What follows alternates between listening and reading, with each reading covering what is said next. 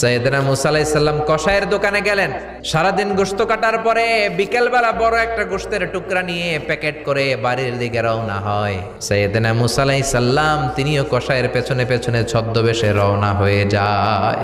সাইয়েদনা মুসা আলাইহিস সালাম পরিচয় গোপন করে বলে, আমি একজন মুসাফির, আজকে রাতে ও কসাই ভাই আপনার বাড়িতে থাকতে চাই। কসাই বলে, আহলান সাহলান, আসেন। পাশের ঘরে যে কসাই মাচার উপর থেকে বৃদ্ধা একটা নারীকে নামিয়ে নিজ হাতে গোসল করে টাওয়াল দিয়ে গা মুছে গোশত রান্না করে রুটি বানিয়ে রুটি আর গোশত এই বৃদ্ধা মহিলার মুখের মধ্যে তুলে দেয়। কসাই বলে, আমার মা প্রতিদিন রাতে খুশি হয়ে একটা পাগলা দোয়া করে। সাইয়েদনা মুসা বললেন, কি দোয়া?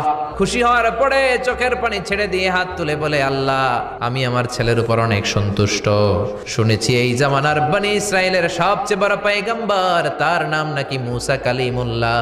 আমি তোমার কাছে দোয়া করে গেলাম, আমার ছেলেরে তুমি ওই মুসা নবীর সাথে জান্নাতে ঢুকাইয়া দিবা।